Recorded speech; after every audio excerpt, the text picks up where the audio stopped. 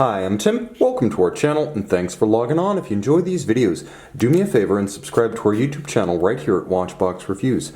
I would really appreciate it and I promise to update daily. If you love this watch, you can see it and you can purchase it on our website, thewatchbox.com. Launched in 2017, the first ever Tudor Heritage Black Bay with a date is the Black Bay Steel. The model you see here on my wrist, 41mm in stainless steel, 14.9mm thick, and as you can see, lug-to-lug, very wearable, 50.3mm. The timepiece is big, but it doesn't wear oversized. This is a full-sized modern watch in every sense. Broad between the lugs at 22mm, though it has a late 50s big crown aesthetic to it. Nevertheless, it does look, wear, and stand like a modern watch on the wrist, so it's a highly contemporary timepiece that references the best of the past. My wrist, 16 centimeters in circumference, easily accommodates the lug-to-lug width, and I can recommend this watch on this strap for wrist as small as 14.5 centimeters circumference. Jumping a little bit closer and taking a look at the strap in detail, you can see that the strap is a sort of distressed calfskin leather, a little bit of a crinkle aged look to it, but make no mistake, this is a new Tudor factory strap. It has a wonderful suede leather on the underside. It's a little bit like Alcantara, soft, wonderfully supple against the wrist, incredibly comfortable, and that in contrast the top, which is very raw, aged, vintage inspired. It's designed to seem unvarnished and elemental, and surely it is that. You can see that the clasp is rather deluxe with a combination of polish and satin.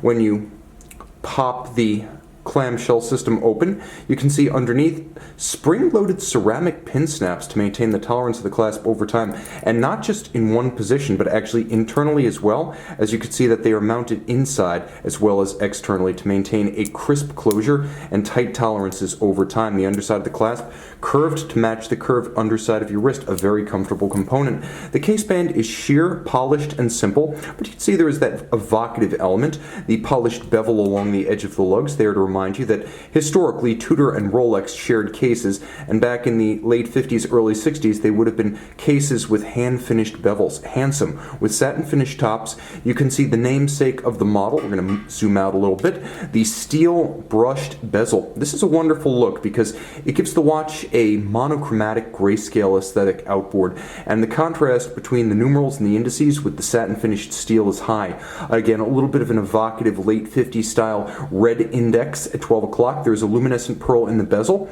and you can turn it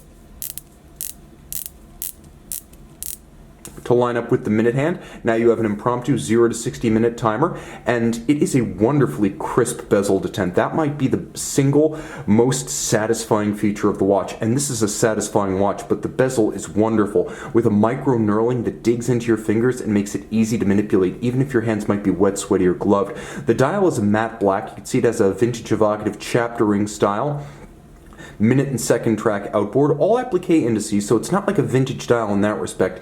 It is a high-grade non-printed applique index dial featuring a snowflake style set of hour and second hands, and of course a few eras mixed in here. You have the late 50s big crowns with no crown guards, you have the snowflake hands from the late 60s through mid 70s, and then you have the 1968 forward Tudor shield logo on the dial with the pre-1968 Tudor rose logo on the crown. Note that the crown features a black anodized stem tube, and the timepiece with a chronometer certification declaring the like on the dial with a red line for the depth rating of 200 meters. This was the first Black Bay with a date, and the watch does feature a quick set date, hacking seconds.